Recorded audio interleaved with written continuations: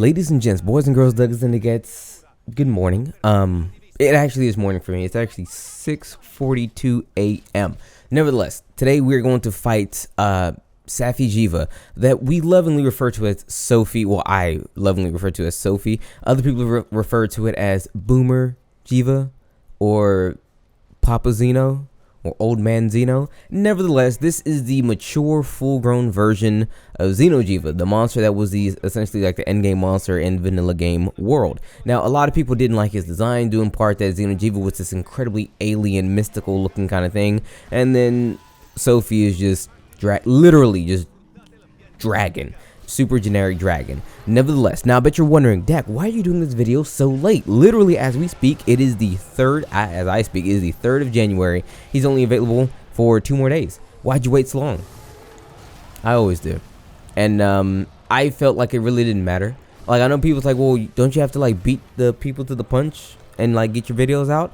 Yeah, but I didn't want to this time. I wanted to enjoy the game. I really did. I mean, the hunt is actually quite enjoyable. I'll admit, he's a very boring monster, very boring design, and very sleep in all regards, but it was a lot of fun just to fight the thing. Besides, I still have to do a Sinoga video, and I mean, it takes 2 seconds to make that one because I had a lot to say about that guy because, well, he was annoying. And I really want to tell you guys what was what. But nevertheless, here we are, Safi'Jiiva. So let's get into the nitty-gritty because there's actually a lot to say. He is a siege monster. The only siege monster we had outside of him was what's his face? Goat Butter. You guys know who Goat Butter is. And the main thing for Goat Butter, the main draw was once you defeated Goat Butter, you had a chance of getting a bunch of really good random weapons. Now here in this game, in this fight, is the same thing. The purpose of actually killing him is to get the weapons at the end of the game, at the end of the fight.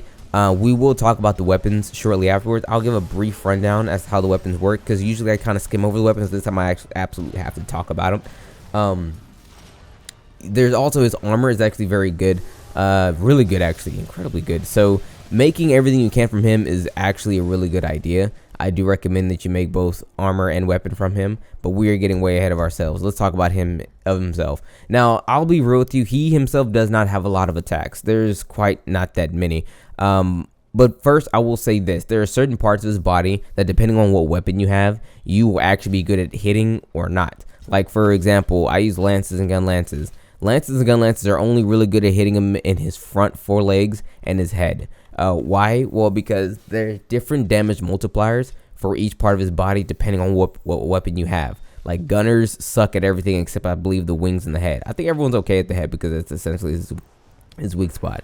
But gunners are bad at basically everything except, I believe, the wings and the head. Hammer is really good at the head and the 4 limbs. Longsword and greatsword are really good at the tail and I think the back leg or something like that. Like, it really depends. You have to like use your own weapon to find out. I didn't sit down and play with every weapon to give you an example as to what it's what. I'm just letting you know that 90% of you guys have your damage numbers on when you play. I don't. So just kind of see what's what. On top of that, you have to actually clutch claw his body parts, that way you can actually attack it because it's actually very, very, very, very hard.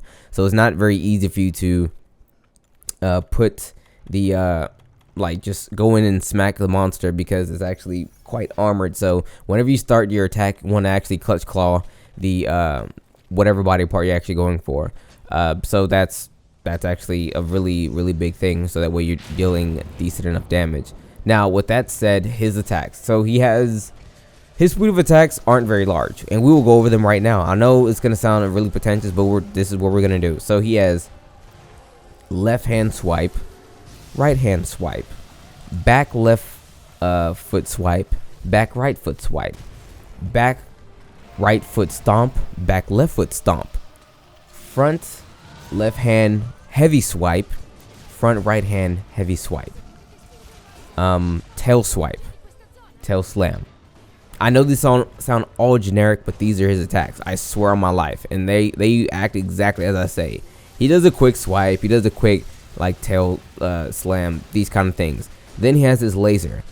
His laser works in a couple of ways. He has a quick shot where he'll just turn very quickly and just shoot a very quick shot. Not a very damaging attack.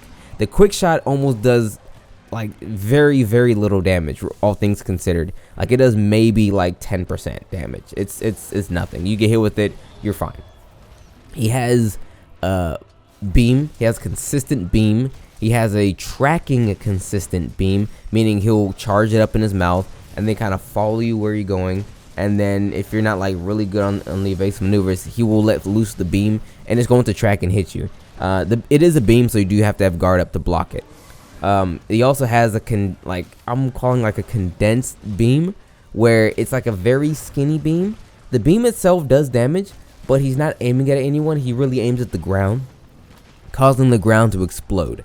So watch for that as well. He has a sweeping beam, where he'll do the big wide beam. He'll sweep.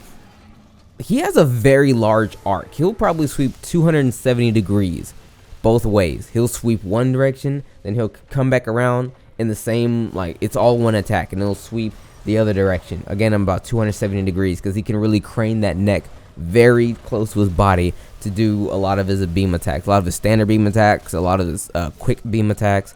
Watch for that as well.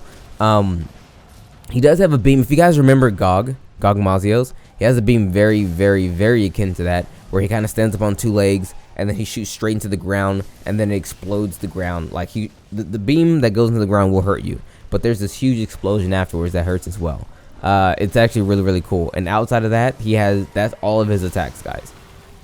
He does run around, does standard monster things where he just runs, throws his body at you. That's all of his attacks. Oh, I forgot. He has this big super attack where he just jumps into the sky, shoots a beam straight at the ground, blows up the ground, and explodes everything. It's one of those, if you guys ever fought Behemoth, remember when Behemoth will call down that massive rock? It's the exact same thing. And you have to hide behind rocks to not die from it. Yeah, but that's all of his attacks. His attacks aren't very difficult to see. Hell, if you're really nice, they're not really that difficult to dodge. They're just that they all do a lot of damage, except the quick shot. Like, you will get comboed in some stupid stuff if you're not careful. So just be careful when you do fight him. He will like sometimes catch you in a situation where you're just like, dang, I got comboed into a whole bunch of silly stuff. So yeah, that's that. That's all of his attacks. Oh, and another thing I should note is that he is constantly trying to pull energy from the level that he's on. There are 3 levels. You have the top, medium, top, middle, and bottom level. He can pull energy, I believe it's 3 times from each level. And when he pulls the energy, he's literally healing himself. So you want to force him to use the energy on the floor, so that way you can deplete the energy from that floor, and then he goes to the next floor. You do this all the way down until he gets to the bottom, to where he can't pull any more energy, then you kill him. That's kind of how this actually works. On top of doing that, healing himself, what he can do is, if he's like taking a lot of damage from one particular body part, he will heal that one body part. Meaning, in order to actually do the proper damage to it again, you have to clutch claw it again. So like sometimes he'll plunge his hand. Oh, he does push-ups. I forgot he does push-ups. And he has push-ups for every limb on his body. So yeah, he can do full-on push-ups, or he can do individual limb push-ups. So watch for that. If you guys don't remember, push-ups are, you'll see push-ups. He pushes into the ground, massive explosions happen.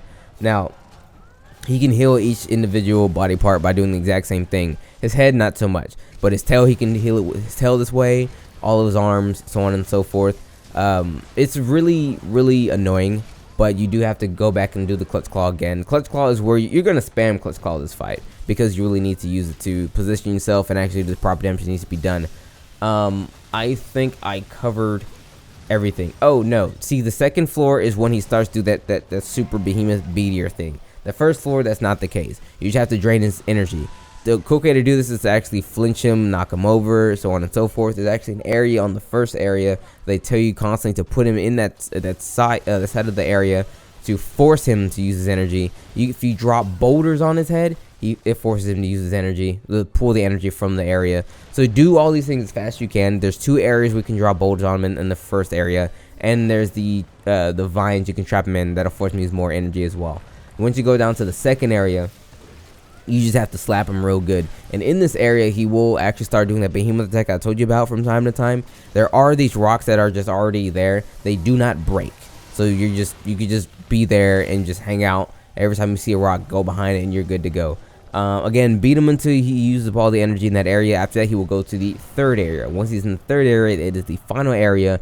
There are rocks that you can't hide behind when he does the super thing, but these rocks will break. So he has to do a particular set of attacks that will actually bring the rocks down. Like he'll shoot a beam into the overhead of the cavern, and more rocks will fall down. Now, I will say there are some times, actually it's happened to me quite a few times, there are times where there will not be, there's actually no rocks on the ground. None. There are absolutely no rocks on the ground, and he will do the Nova, and he will kill all of you. It's happened to me quite a few times. That's just luck of the draw, okay? You have to kind of thug that one out. You got to hold that L. But, yeah. In that bottom level, he goes into what's known as a super critical state, where he does more damage, there's more stuff he can do, and things like that. But the real thing is he receives more damage as well. So all the body parts that was super hard to actually hit because he was so armored, that goes away. And he does, like, he receives, like, double damage. So it's really, really, really, really useful to get him down to that third area to really lay on the damage when you go to fight him when he's in that supercharged state. But after that, that's essentially my man Safi'Jiiva. So with all that being said, I think I got everything. Let's talk about the equipment, because it's a doozy as well. Okay, so the armors, first let's talk about the aesthetics. It looks pretty gosh darn pretty cool. Actually quite rad, to say the least. Both the male and female. But another thing I would like to note is, at least for the females anyway, I don't think so. Yeah, for the males, no. But for the females, the armor looks essentially the same, alpha and beta. The only real thing I'm noticing is that they're in the beta. On the waist, there's like this chainmail that changes color. And also on the breastplate, well, better term, the breastplate itself, the parts that cover the actual breast, they do maybe what looks like a different pattern or like a different type of the metal or something like that, as you guys can see. It's the most notable thing on the character. Nevertheless, aesthetics aside, and when you actually are fighting, the armor itself opens up and has these shiny veins running through it. It's all white and really cool. You'll see. Nevertheless, let's look at the skills. The skills are actually pretty interesting. So at the top, I forgot to take out my guard talisman. Okay, disregard guard 3 and paralysis attack 2. That's stuff. That's all. Don't worry about that. The armor itself, alpha, gives you evade window 4, blight resistance 3, crit boost, and maximum might 3. Now its set ability is Dragon Vein Awakening and True Dragon Vein. What this does is, when your weapon is drawn, you have increased status and elemental damage as well as affinity, like increased while you're on. However, when you swing your weapon, you will lose health, but landing multiple hits while your weapon is drawn will actually regain your health. It's kind of a reward thing. It sounds crazy like, Dak, I'm losing health when I swing. Yeah, but if you're nice, that health's back. And if you're nice, you almost never have to worry about it. But the thing is, if you're not very nice, die. You can die by just swinging this weapon, because if you swing and don't make hits, it won't restore your health. If you're just swinging and missing a lot, then it will literally kill you. But it's worth it.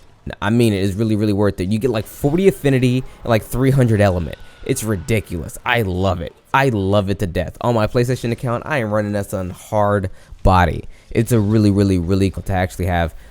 Especially when you're fighting a monster that you're kind of used to fighting, it turns that monster into confetti. Okay, it's beautiful, absolutely gorgeous.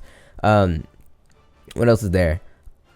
Though, I'm not gonna lie to you, don't make it. Make all beta. I put that on everything. Let's see what we lost by going to nothing. We lost 1 point into evade window and 1 point into blight resistance. Get rid of the useless skill that is maximum might. Guys, let me tell you something. Maximum might is essentially a useless skill if you're fighting and it's getting heavy. If the fight is getting heavy, you're not going to have that maximum might skill activated. It's going to be depleted all the time, because in order for maximum might to be activated, your stamina must be at maximum capacity. Blocking and rolling and dodging and things like that, it's almost never that way. I know there's certain people who can take advantage of it, but for me, I'm talking personally, it is 100% useless to me, because I'm blocking and evading literally just to do what I need to do anything. So it's useless to me as a land. I know it's a really decent skill for some other weapons. I think it's kind of useless, but nevertheless, I still think the beta is the best. You literally only lose maximum might, essentially keep everything else. Losing 1 point in blight resistance wasn't a huge deal. Evade window, losing 1 point to that was not a big deal either. You can just, like, I don't know, put 1 gem into it and get it back. It's not nothing to get a lot of slots back in return. It's well worth the cost of admission, okay? It's very good. Now for the weapons. Alright, so let's talk about the weapons. So when you beat him, when you beat Papa Zeno, or whatever they want to call him, once you beat Sophie, you get your siege rewards. Once you go get your siege rewards, you come back to my man's way. You come back to him, and then you go to upgrade equipment, and then you go to whatever you picked up. The cool thing about getting is, here's something you guys may not know yet, okay? And it's probably too late for you because this video is going up when he's gone. If you fight Safi'Jiiva with a hammer and you kill him with a hammer, think to yourself, dang, Goat Butter was real mean with the RNG and I never got the weapons that I wanted. For Safi'Jiiva, that's not the case. Let's say you beat him with the hammer, but you really want bows. Go put a bow on and then accept the rewards and you get bows. It's 100% confirmed fact. You will always get a weapon for, or you always get drops for the weapon that you're currently using. These are all the weapon drops that I got from him, literally only using a gun lance to fight him. Okay, I have gun lances and I have lances. Sometimes I get lances for free, just for free, and sometimes when I want a lance, I go put on a lance and I get lance. Again, kill him whatever which way you want, but in order to get the weapon type that you want, all you have to do is go in there and accept the weapons, accept the rewards with weapon type you want. So again, if you want bows, equip the bow and then accept the rewards. If you want a lance and go get the lance. If you want great sword, get the equip the a great sword. I can't talk. Go accept the rewards. It's literally as simple as that. Now with that said, let's look at the stuff. So for example, I am going to, he drops a weapon and a type for every type. So all 9 types, all 5 is it 5 elements? All are 5 elements, all 4 or 5 ailments, like blast and paralysis and sleep and stuff. So what I'm going to do is I want to get at least 1 element for every weapon, so that way I have like 1 lance for every element, 1 gun for every element. So how it works is, let's work on it. Let's work on paralysis. This is dragon. I actually had a really good one. I wanted to sleep one. No.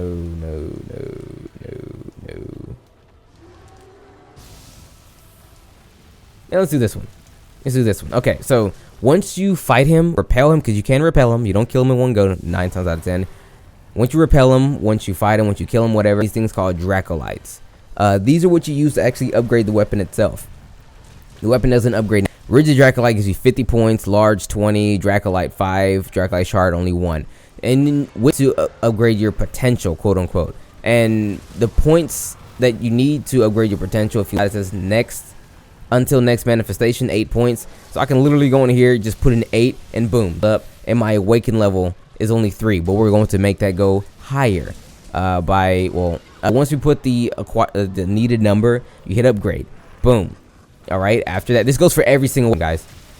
You're given quite a few things. Okay, you can get an increase to your defense, your element, your sharpness. You can get a set ability, so like that. So in this case, he gives ancient affinity. I don't know, so whoever gives ancient affinity, let's say it's, I don't know, bear, okay, and you need 3 for the set ability. If you put that on this weapon, you don't need 3 pieces of armor, you just need 2 pieces of armor and this weapon. That's how that works. It's actually really, or you can add defense, you can add attack, you can add sharpness, so on and so forth. And if you don't like what you got right here, store the potential, keep it moving, and then you just upgrade again. I'm gonna be real, I'm gonna just drop the whole fat nappy on it. You just upgrade again, and then you see, okay, affinity, defense, attack. I'll put 1 attack on there. Actually, I'm not putting no attack on there. Store. I want a status. Give me a status. Actually, I'll take sharpness. Put another sharpness on there. What? Some more? Yes, you could put some more. Status, guys. Boom. We're going nothing but sharpness and status here. Okay. Wrathlos, don't want that. Sharpness plus 3, don't want that either. Moving on. Store it. You know, you do this. You can get 1 out of this. And then once you max it out, you quote unquote awaken it completely. We're not gonna equip it. You get a weapon like, let's say this gun lance I have on my back right here. And I guess the big draw people is to, you know, flex with it, because when you flex with it, the weapon itself transforms. It does all that. Matt, I don't know if you guys saw that. Let's do it again. Wait. I gotta put the weapon up. You have to see it. See it. All the weapons do this. They have like whoosh, all this fire and flare and all flaming. and it looks kind of cool. So that's the big draw to the weapons. It's actually kind of interesting to get the weapon types that you actually again, you can mix and match whatever you want. You can put the attack on there, you can put the defense on there, you can put all that cool stuff on there, get what kind of weapon you want. So that's the big draw to Safi'Jiiva. I know this is a really weird explanation and a really long talk about something like this, but that's essentially that. Okay, so to wrap this up, Safi'Jiiva is an interesting fight. Really interesting fight, really cool fight. There's some stuff I left out because, again, there's a gang of things I could talk about with this monster. It's really one of the things you have to actually see and get used to fighting yourself. But the main draw is the fact you can get whatever weapons you like. You can actually make these weapons to mimic other weapons that's already in the game. Like, for a great example is the Bazalgoose Lance. It's a pretty decent lance. However, through Safi'Jiiva, you can literally make a better lance than Bazalgoose's lance. Literally. I mean, I literally mean that. You can tick for tack have every stat be better than his lance and then use it. You know, same goes for like many other different lances. Like the gun lance that I have is tick for tack just as good, if not better, than the standard gun lance you can get that has paralysis in the game. It's really interesting. Oh, I didn't note this, but there are levels to the things you can have when you're upgrading your weapon. So I was looking for sharpness and element or whatever. There's sharpness 1, 2, 3, 4, 5, and also 6. But you can only have one level 6 something. You can have level 5 everything. The higher the level, the more juice you get, obviously. So what you really want to do is you want to level up each one of those things to level 5, so that way you can get the most use out of your weapon. I don't have to really tell you in great detail. If you're upgrading your weapon, you'll catch on. I'm certain of it that you'll catch on. But nevertheless, so Safi'Jiiva, a really cool hunt, really cool siege monster, a very boring, most useless design I've ever seen in my entire existence. But at least when it comes down to a siege monster, they kind of get it right. He's not a very long fight. They drop you smack into the action. It's not like Goat Butter. We have to like walk around, pick up footprints, and do weird stuff. None of that. Even though that was kind of cool, after grinding the monster for like 1,000 years, like, bro, I wish we could just get into the action. This one just gets straight to the action. The quest limit is only 20 minutes, so I mean, you ain't really there's no real downtime. It'll take you about 2 to 3 runs, depending on like how good your party is, to kill it. So you can actually do it within an hour or so, and you know, take up a win. So it's kind of cool. But with that being said, everyone, that's pretty much all I have to really say about Safi'Jiiva. This video is already mad long, and I'm already tired of talking. I pretty much talked about everything. Use blast weapons, use poison weapons. He's really weak to those attacks. So with that said, I don't know. We have monsters that we have yet to do. Monsters in the Guiding Lands. So we'll do those. When? I don't know. Whenever I get to them. I should be getting close. Like Brute Tigrix, Yongaruga, Runer Nurg. Those 3. To name a few. Actually, there's Scarred Garuga as well. So I have to do that. And then Gold and Silver Rathalos. So I got quite a few monsters left to go. And we'll tackle them. We'll definitely tackle them. Till then, take care.